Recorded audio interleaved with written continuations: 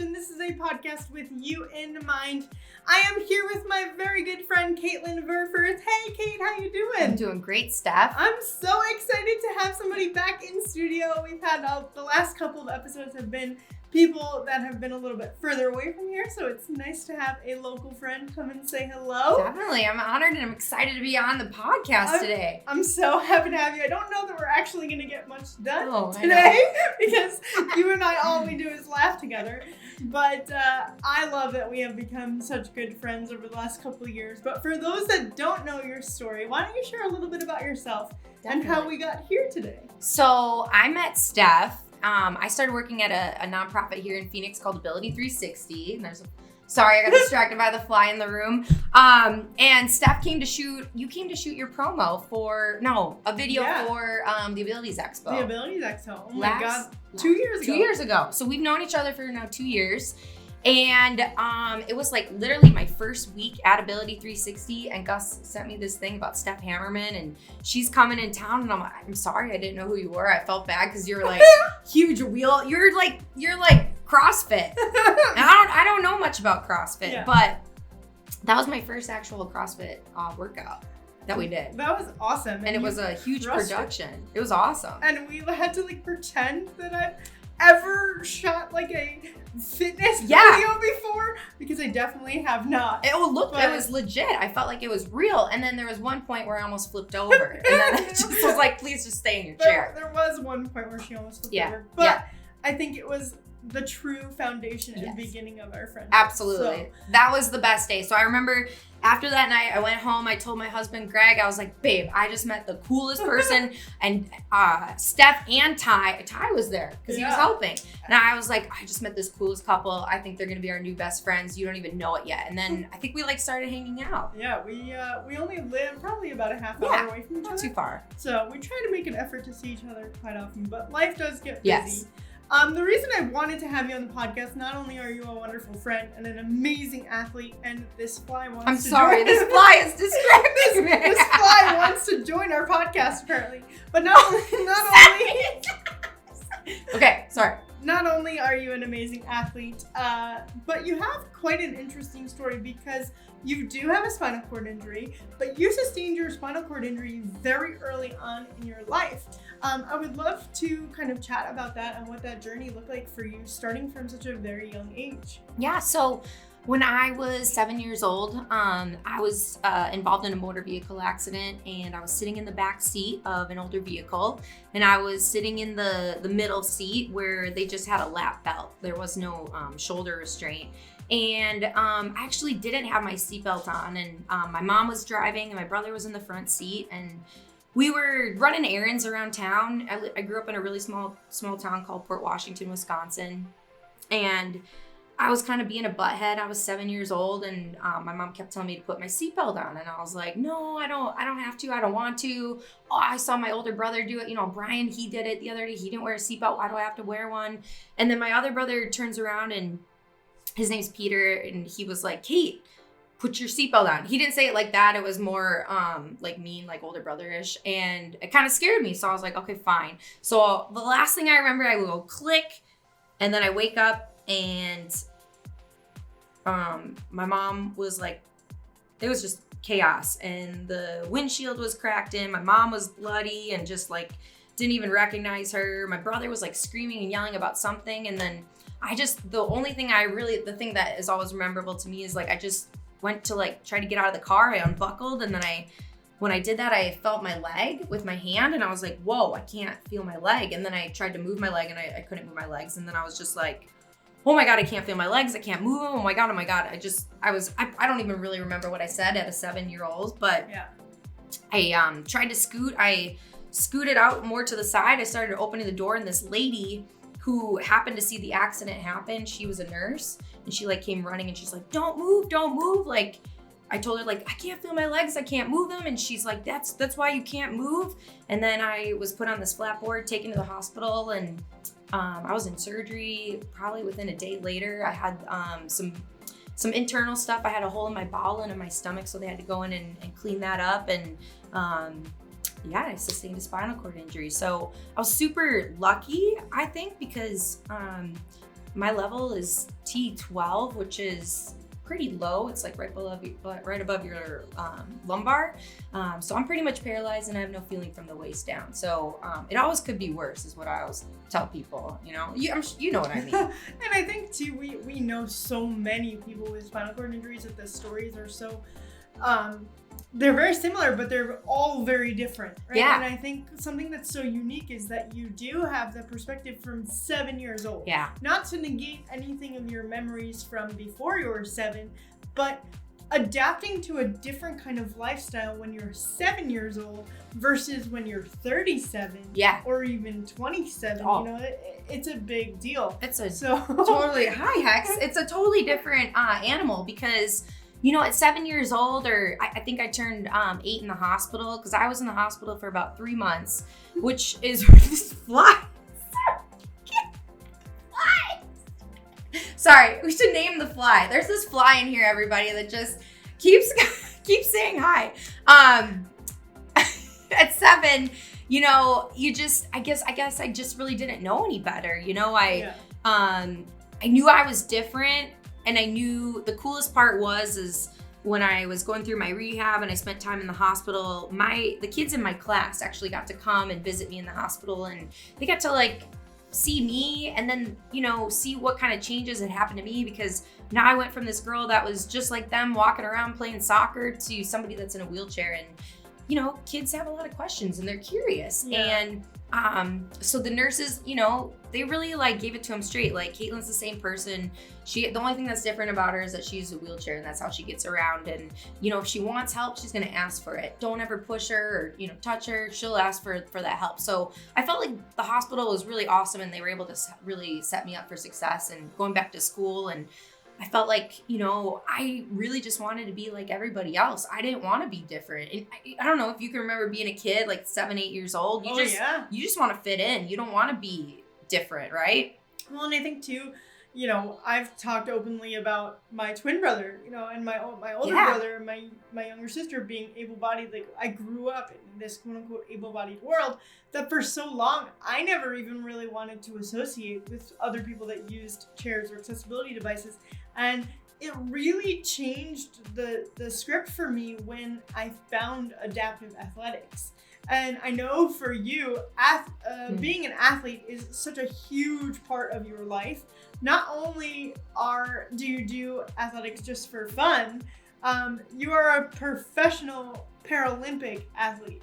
And I think that is incredible. How many times have you been to the Paralympics? I've been to the Paralympics 4 times. I went to Tokyo this last summer. I'll explain this once we get into it. I went to Rio in 2016, Beijing in 2008, and then my very first Paralympics was Athens in 2004. And what were your sports for Paralympics? So for Athens, Beijing, and for Rio, I did wheelchair tennis. And after Rio, I decided that I was going to retire from wheelchair tennis. I've been playing professionally on the tour for about 20 years. I grew up as a junior. I went to the women's team for the U.S. and that was my main focus. Like, wheelchair tennis is absolutely my sport. I still love it today. But then I was actually at the closing ceremonies in Rio in 2016.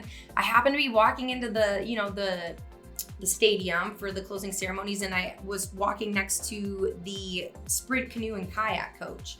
And she's like, she got to see me play, I think, one of my matches, or we were talking or something. And she goes, "Have you ever kayaked or canoed?" And I'm like, "Well, yeah, you know, growing up as a kid, I grew up in Wisconsin.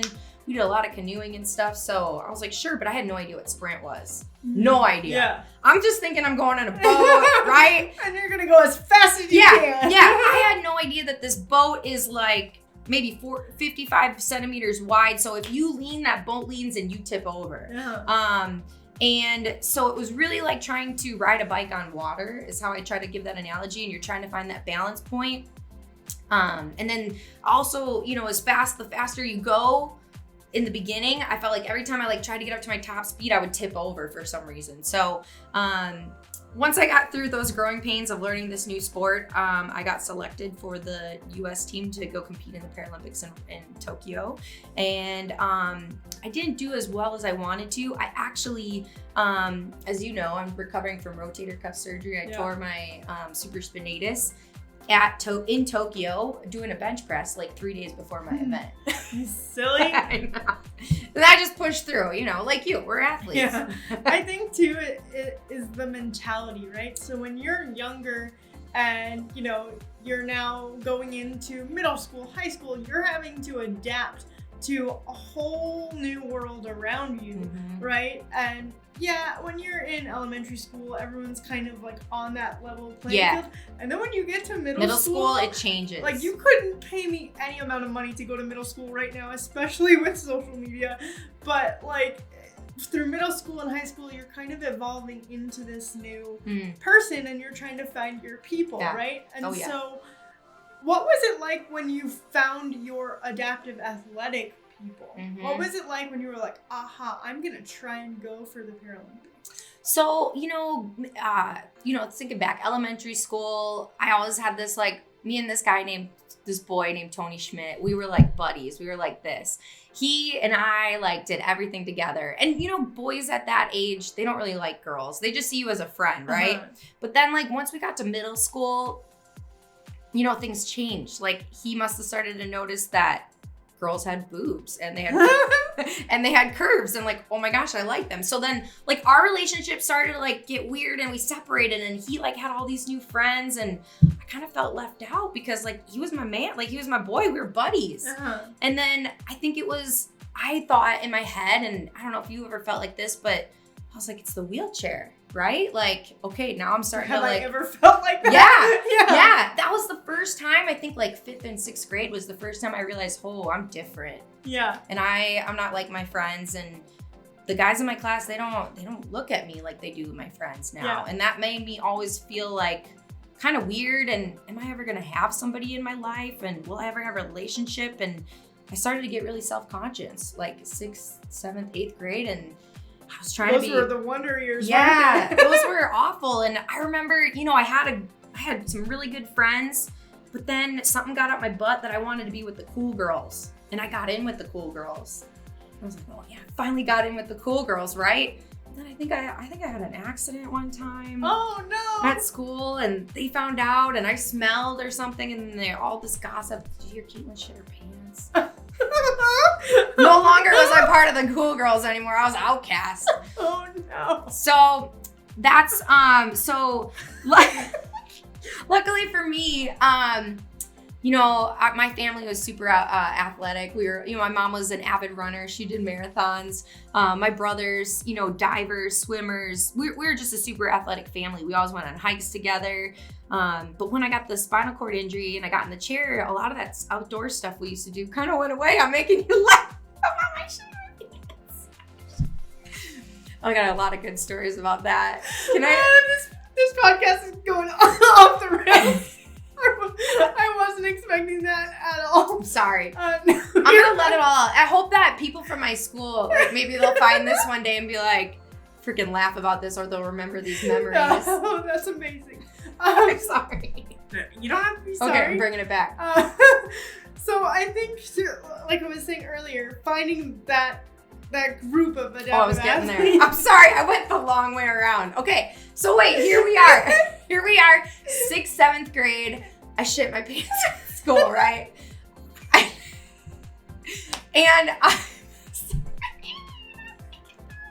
All right. Oh goodness. My mom I'm still doing physical therapy during this time. I'm probably like, let's see, I went back to school with my car accident. Steph's not coming back. I think it's over. You're done.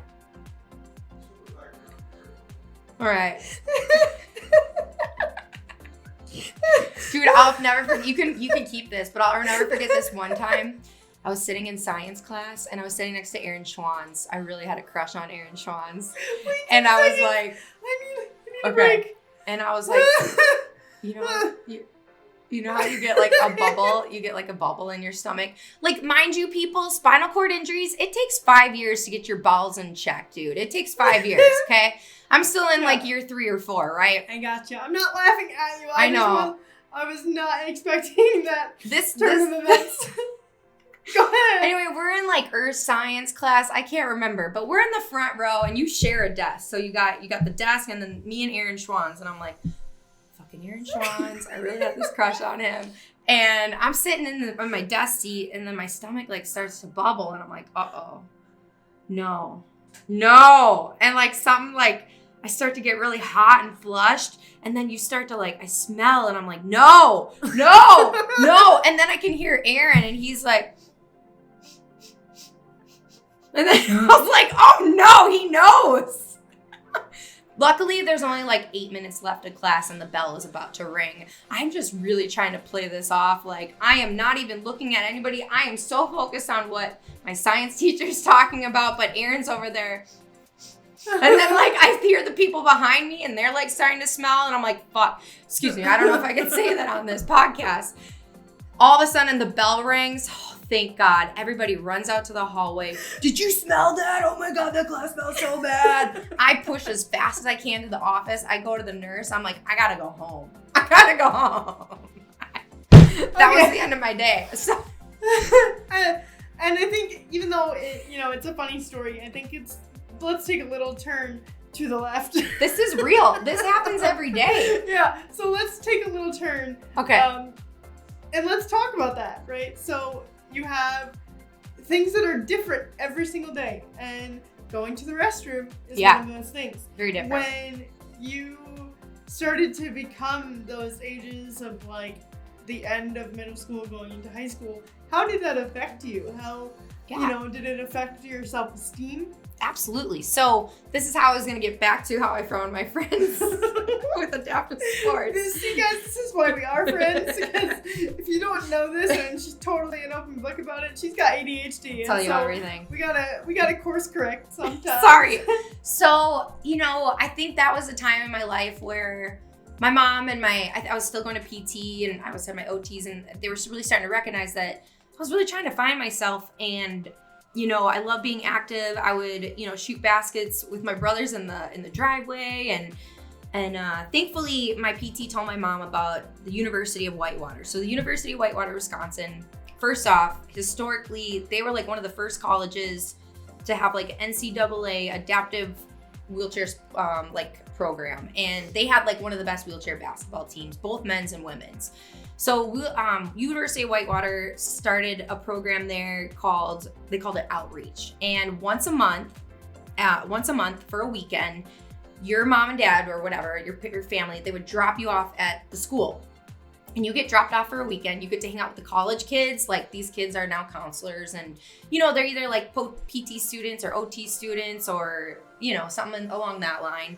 And we got to hang out with them. We played wheelchair basketball. We got to do like hand cycling, road racing, wheelchair tennis. We got to try all these really fun sports on campus. We got to be away from our parents. And so like I got to spend like once a month, every weekend, like I had the best time of my life with other kids with similar disabilities, spinal cord injury, CP, spina bifida, and we got to hang out. And that's what like really helped me build my self-confidence again, because it made me realize like I wasn't alone, and there were other kids like me out there, and we were all dealing with the same thing. And they taught me, the kids that were hurt longer or had their injury or, whatever, if they were born with something, they had it longer. They're like, you don't need to carry that big old hospital bag with your catheters and your urinal and like a change of clothes. And, they just kind of like taught me the ropes and made my life like so much more easier. And that just gave me more confidence. And, slowly, I think every month I would come back and go back to school, and like, my teachers would tell my parents like they would really see like my confidence like really start to skyrocket. Yeah. And it was really all because of these new people in my life and all the cool new sports that we were trying. And it made me realize like, hey, if I can play wheelchair basketball, if I can do these, like I can do anything, Yeah. When did you have that aha moment of like, I'm gonna try for the Paralympics? So it was always a dream of mine. Like, I had a couple mentors in my life. Randy Snow, who was just a big mentor of mine, and I really looked up to him. He was at least a 3 or 4 time Paralympian in like 3 different sports. I just thought that was the coolest thing, and I knew ever since I like went to that first outreach camp and like saw what adaptive sports were and introduced, like I knew I wanted to be a Paralympian. I just had no idea what. I always thought it was going to be wheelchair basketball because that was my first love, but I started playing tennis on my high school team. And really, honestly, Steph, the only reason why I got into tennis is because I didn't have to find like 9 other people to play wheelchair basketball with. Yeah. Because tennis, I could hit with my mom, my brother. You didn't have to have a disability to play. And really, the only rule difference in wheelchair tennis is the wheelchair player gets 2 bounces. So I started playing on my high school tennis team. And they allowed that, no problem? No problem. That's cool. Well, it's a USTA rule, which USTA is the US governing body for tennis, and ITF, which is international. And but I was like one of the first girls in Wisconsin to play wheelchair tennis. And I'll never forget, like, with able-bodied people? Or yeah, nobody else had a disability. Huh. I was the only one in a wheelchair, but I got to play. That's cool. But everybody else got 1 bounce. Did your scores count? Yes. Oh yeah, absolutely. The only thing was, a lot of the other teams, I'll never forget, like one of my first like tournaments we went to, a bunch of schools show up at a big high school and you play, and I'll never forget my first match. I played this girl, and I think I rolled out on the court and she's like, what the? Because she had never seen anybody else in a wheelchair, right? And she's like, I remember her like going over to her coach and she goes, I'm playing her? And her coach was like, yeah, this is who you're gonna play. I beat her. I kicked her ass. Good. I love you. She wouldn't even come up to the net and shake my hand. She just went off and cried to her coach. Oh no. And was like, I can't believe I just lost to a girl in a wheelchair. My coach comes up. He's like, way to kick her ass. Yeah. Like, yeah. So his coach, the other girl's coach comes over and he's like, is this real? This is legal? She can do this? She gets 2 bounces? I don't know. Then we went to the USTA. We got all the rules, made it legit. So I played for 4 years. That's awesome. It was pretty fun. I always find the perspective so interesting because when I was at Lynn, I created the Disability Awareness Month. Mm-hmm.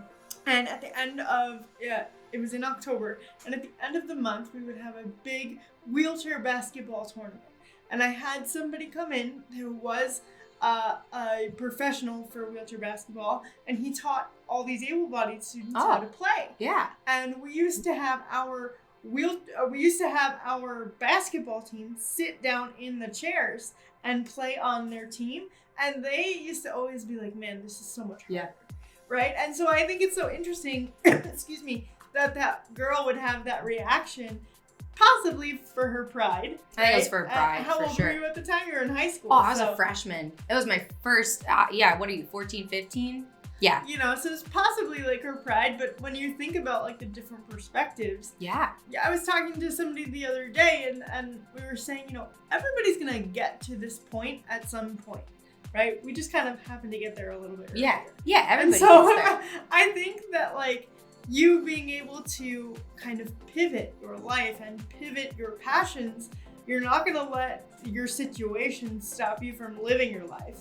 And especially being an athlete. And I find that to be so admirable because not only, it's pretty easy to tell somebody, oh, I just went to the Paralympics a couple times. Yeah. But nobody understands the 4 a.m. alarms. No. Nobody, Oh, God, no. Nobody understands the amount of workouts that you put your body through, the amount of stress that you put your body through. So much. The dietary needs that go into that.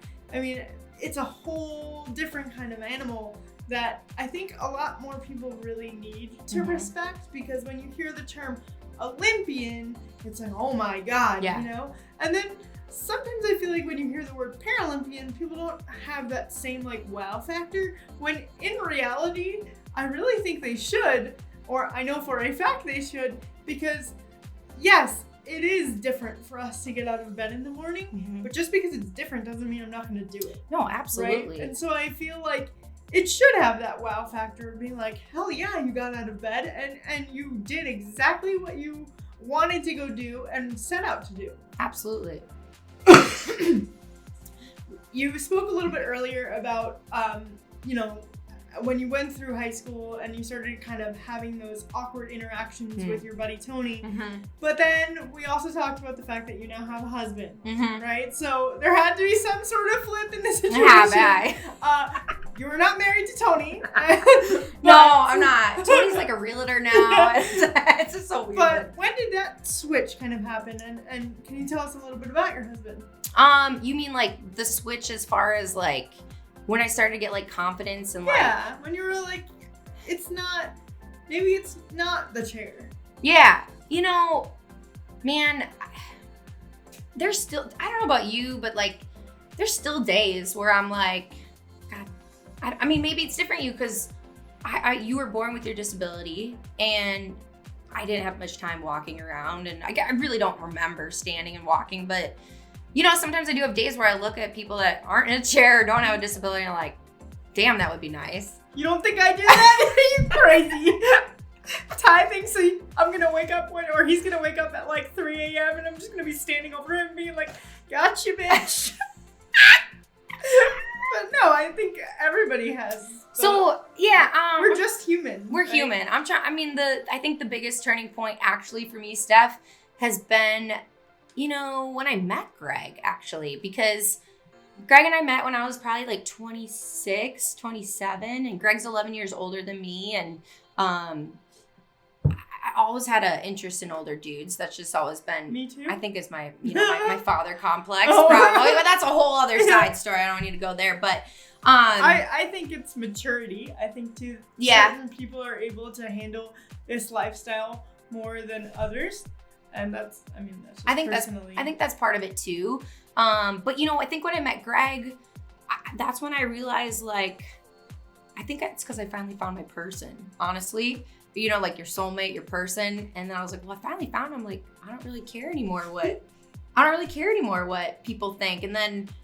That's when I got really comfortable with who I am, and now I've like fully, like I accept it. Like it is what it is. And Greg, the other day, Greg and I drove all the way up to Payson, which is like, for you don't know, in Arizona, it's like 2.5 hours from Phoenix. He forgot my wheelchair.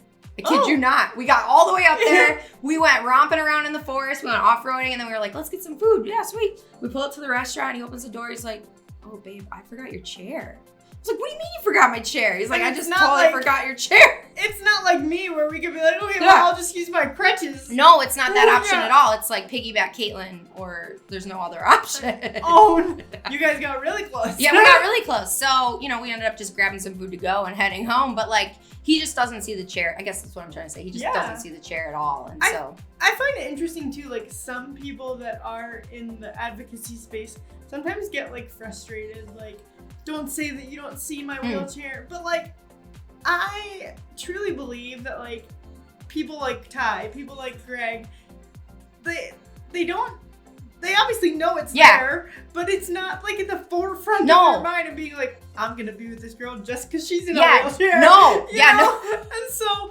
like there are those creepy people out there too. So we're not gonna negate that. That's another podcast. Yeah. but I think, you know, having that mindset of like, we're down to do whatever. Okay, you forgot your chair. Let's freaking figure it out. We figured it out. You know? Exactly. And I think that's where and why we get along so well is because we're just down for anything. Yeah, I'm always down for anything. You and I want to tell this story because I think it's really funny. Oh gosh. But what story? When we were walking downtown, and the guy looked at you and was like, where can I get those biceps or something like that?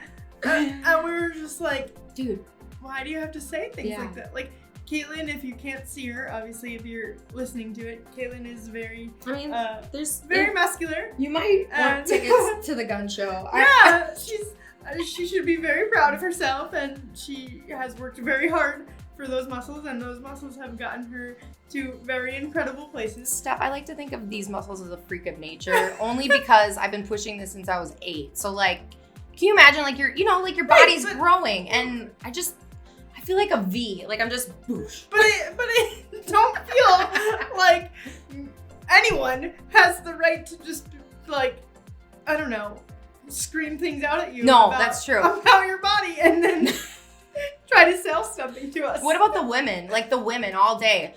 Damn, I'd love to have those arms. I'm like, fucking push a wheelchair. That's really what it comes down to. I have 4 in this room right now. Yeah, exactly. I can give you one. Like, you know, don't you get women that are like, how do you get those arms like that? People have definitely said like, I wish I could look as strong as you. Yeah. But then on the flip side, they'll be like, oh, I'll pray for you one day, and you're just like, okay, that's fine. I think that should be like a new type of workout. Like, If you want to get having able-bodied people just maybe for them that's like their arm day, like leg day, like, oh, I'm just gonna roll around in a wheelchair for today and work up my arms. Yeah, I don't think people even realize too, like when you're in a manual chair and you are going up the slightest hill, if you're walking up that hill, it probably doesn't seem like a hill to you, but we can tell exactly when the incline starts, and we're just like, oh man, here we go. It's about to get challenging. Here we go. Okay. Where do we go? I don't even. I went to the side. This podcast is awesome. It is a mixed match of all kinds of things. But I think one of the big questions that I have for you is if there is a little girl out there or a little boy out there that is now 7 years old and they have just found themselves in the exact situation that you were in only 5 years ago. No, I'm just kidding. What would you tell them? Or what would you even tell their parents? You know, this is a great question, but I'm going to go in a circle right now. You're good. Hold on. You can edit this all out. But so the other day at Ability 360, I got to tell you this because I actually haven't shared this with anybody. Like these were some feelings I had inside and I really didn't share with anybody. But I work at a nonprofit called Ability 360. It's this gym in Phoenix that is made for people with disabilities, but it's open to everybody. Like you don't have to have a disability to work out there. But we get a lot of people that come in after they have like a spinal cord injury or a stroke or TB, traumatic brain injury. And this girl comes in, this woman, sorry, not girl, she comes in and she comes in with a turtle shell. If you don't know what that is, it's like a back brace that looks like you have a turtle shell. She's got the high stockings on. Her chair's got the armrest, all the features you get right when you get out of the hospital. I find out, I give her a tour. Her PT actually brought her in and her husband. I give them a tour, I'm giving them a tour, and I find out she's only a month out of her spinal cord injury, and I take her out to the pool to show her the pool, and she just starts crying. Like it was overwhelming. It was overwhelming for me because I remember, I couldn't imagine going to a place like Ability 360 1 month after my accident and just like seeing all this shit, because you're like, no, I'm gonna walk again. Like you are not thinking about like, you just think you don't think about the accessibility needs. You just think you're gonna get back to life. Yeah, and I think today in 2022, I think there's a lot. I was hurt in 1993, so there's just so much more technology. There's so much more we know about the spinal cord and like research and stuff like that. So we are finding, I think, people that are getting injured today, they're, getting more back than maybe what I got, right? Back in 1993. Like they should have they should have injected me with a steroid right away so that it would have like helped the swelling, So, but this girl comes in, she's got a same injury as me, incomplete, T12. And she's, started to cry, and I just started to cry. And I was like, it came out of nowhere. And I was like, and then after I gave the tour, I apologized because I was like, I don't know what's going on with me either. I'm sorry. You just really reminded me took me back to a time when I was in your position. And I said, if I can give you any hope today, because I see you're overwhelmed and I see you're frustrated and you're confused and why did this happen to me? And I was like, if I can give you any hope today, I'm a 4-time Paralympian. I've done more than I could have ever imagined. Hold on. I've done more than I could have ever imagined in this life. And without my accident, the stuff I would have done never would have happened. That's so incredible. And I think a lot of people, the people that we surround ourselves with, I hear that so often as like, I would have never been in the place or met the people I have if it hadn't been for such and such situation. And I mean, you might not see it right now, but you definitely impacted that woman. And I think it's going to be so cool when she comes back in 3 months from now, and let's say, she doesn't have to wear her turtle shell as long as she was, or she doesn't have to have the compression socks on anymore. And I think, Ability 360, we're so lucky to have here in Phoenix because there's not really many places that have a place like this. But when people come from all over, the world, really, coming to visit it and seeing the beautiful facility, it is interesting because the concept you would think would be just for adaptive athletes. But even as somebody, I teach a class there once a week, and every single one of my athletes is able-bodied. And so kind of having that perspective of you see people that are adaptive training people that are able-bodied or vice versa. And I think it's just such a cool kind of, it's not really utopian, but it's kind of like this idea that anyone can just hang out together and be together. And everybody can be active and sweat and be fit. It doesn't matter. Everybody can be active, in some way, in some capacity. So if there was a little girl, going back to the kid.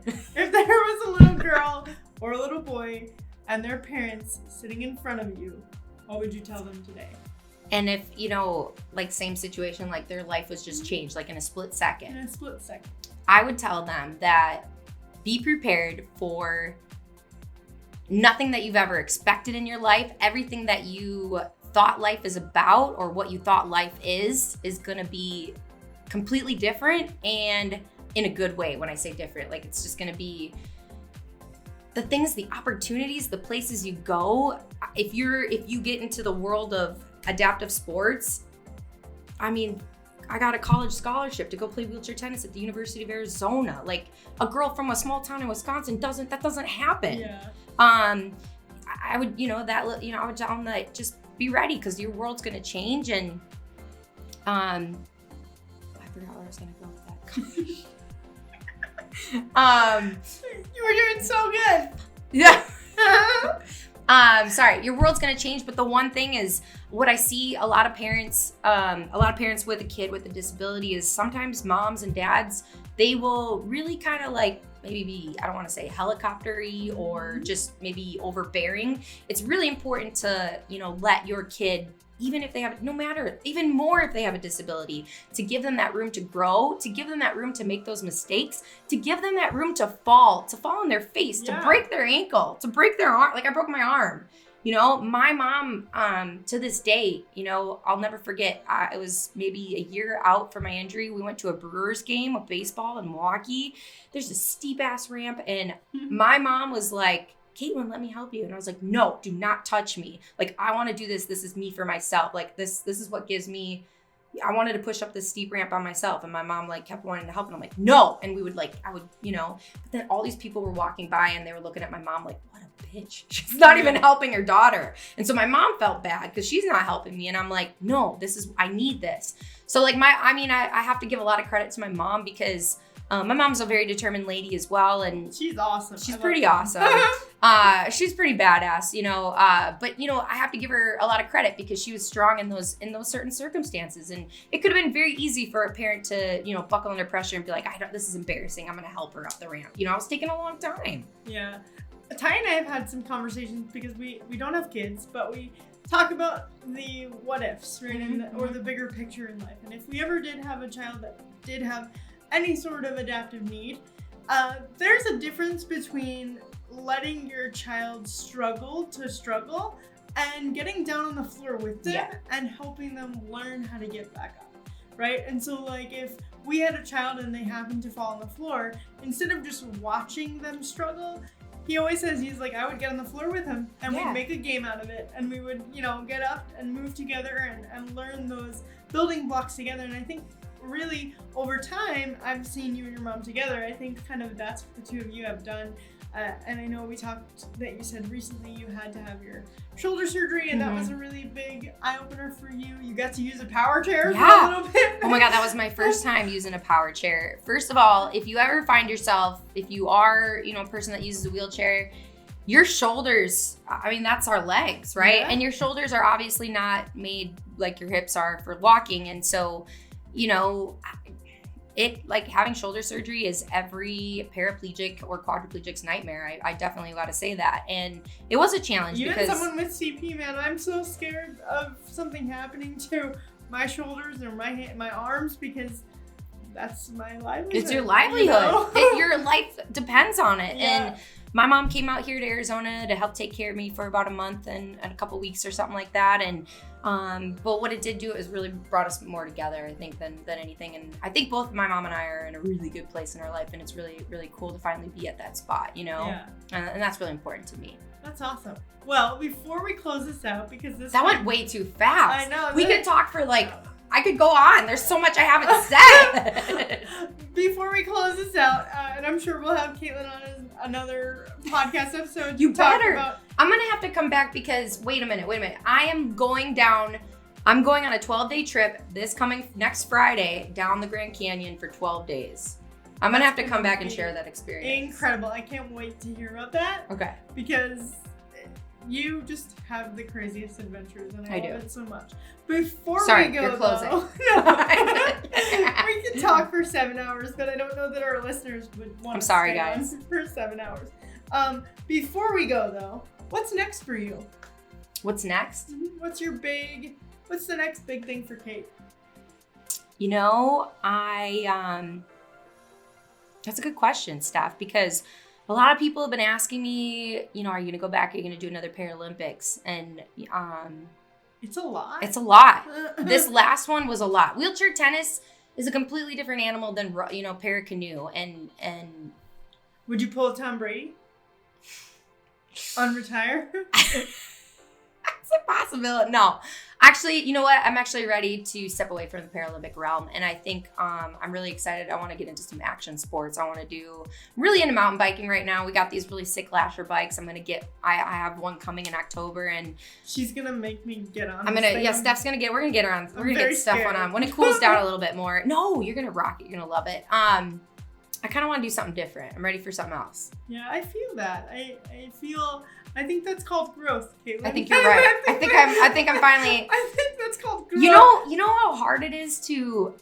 This is just one last thing I want, but like, you know how hard it is as a professional athlete. Like, all of a sudden you retire, and then what? Like, you feel so lost. It's so scary, and like, what's next? And there's coaching, and then there's other. You know, you can be an administrator. Yeah. There's so many other ways you can still be involved in sports. I mean, look at the pictures behind you. I know. Look at you. You know, I spent a large portion of my adult life identifying as a CrossFit adaptive pioneer, so to speak. And then what happens when you're not necessarily that person anymore? Not that I don't love CrossFit, and not that I don't respect the methodology and what it's done for my life, but that's a really good question, because even the idea of the way that we eat now and the way that we fuel our body, we're not necessarily fueling our body for the CrossFit Games or the Paralympics. Yeah, you know, right? Yeah. And so kind of having that switch is hard. And I was on a panel last weekend, and one of the ladies brought this up that was really pivotal to me. But like,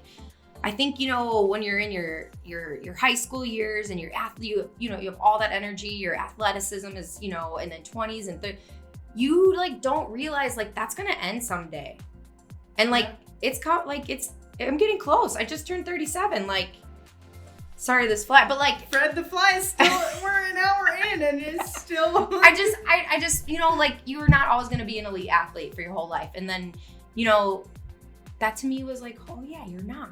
And I think that's, again, I could probably that's a whole other podcast. I could probably cut this into 3 different podcasts. But I think that's something that we should definitely talk about later on down the road, because that's something personally that I'm struggling with. I don't know what my identity is. Yeah. Because Steph the Roach doesn't sound the same as Steph the Hammer. No, right? no, not at all. But Ty in the background. Sorry, Ty. But, you know, at the same time, like I said, you spend so many years, and you spend so many years training for one day. Even a Paralympian, you train 4 years for 1 week, and then, you know, you kind of have to decompress and be like, what happens after that? Yeah. Right? And so I can't imagine, like, yes, I've been doing this for 10 years now, and I've gone into that coaching realm, but there still will always be like that that athletic like desire to compete. Yeah. Like when I'm with you and we're working out together. Oh yeah, it comes out. Right? Like, yeah. But at the end of the day, like, I think that's a really big idea that isn't really talked about much. No. Yeah. Of like the mental health of what happens. What happens when it's over? Yeah.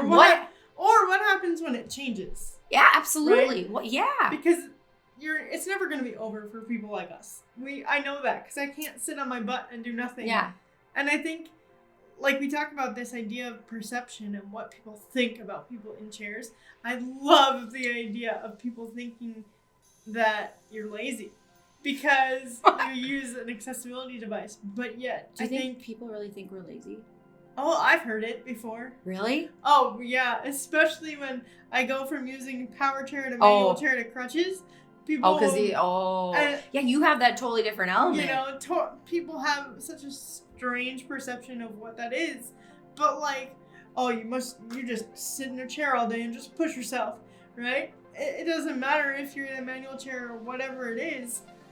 The activity level is so much. It takes so much more effort. Mm-hmm. It takes so much more effort just to go to the bathroom. Yeah. You know, just to get dressed in the morning. And so I think, you know, again, we can talk more about that at another point, but I think that that's definitely something that we should bring to light because I don't think it's something that people talk about. Yeah, and you know, Simone Biles really, you know, I think really like changed the way we're starting to look at our athletes, our top athletes, our Olympians and our Paralympians on mental health and what do we value most, you know? I mean, look at your girl Serena. Yes, family over, like. I mean, at what point do you say it's time for me to, you know, really focus on the next generation? Yeah. We put so much pressure on women, especially, you know, you get engaged, right? And then people are like, when you get married. Oh, sorry. Right? Where's the marriage? Yeah. Right. Well, now who knows? But it's like you get engaged, and the next thing people want to know is when you get married. When's the date? You get married, and people want to know when you have kids, right? And then the next thing after that is, well, when's the kid going to XYZ? Yeah. And it's like everybody can't just allow you to like be in the moment. Yeah. And I think that you do a really good job of that, and you also do a really good job of setting boundaries for people. Oh, thank you. Think so? Yeah, I do. I think, and I know it's something that you've kind of struggled with. But I think you having that athlete mentality, being like, no. I mean, you and I have had this conversation. You've asked me to do some stuff, and I've said yes to you because you're my friend. And then I call you and say I can't. Yeah. Because it's too much. But I respect that more than that. To me, like I'd rather you do that than be like come and half-ass it, right? Or just show up for me. I don't want that, or you know, whatever. But no that's a whole podcast about saying no. we just need to to start a whole nother podcast about mental health. But all right, before we go. Oh, okay. Okay, I'm gonna close it out with this. Okay. If you could go back in time and tell yourself one thing, what would you tell yourself now about how proud you are? That's a good question. You like go back to my 7-year-old self. Yeah. Go back to your 7-year-old self and tell her how proud you are. What would you say? I would say, little Kaitlyn, you have absolutely no idea what you got yourself into, and you have no idea. I hate to say this, but I mean, people tell me this. You just told me this, so I'm gonna say it. But how many like impressions you're gonna have on people, and how many lives that you will change just by being you. And I can say that about you as well, Steph, because I know how many people's lives you have changed because I hear it around at the gym. But I think to me, at the end of the day, you know, if I could help someone or make their day just a little bit better, then to me that's my job, and at the end of the day that's what I've always wanted to do. If I can make someone's day just a little bit better, that makes my day better. So well, you just being here makes my day better. It makes my whole life I love better. hanging out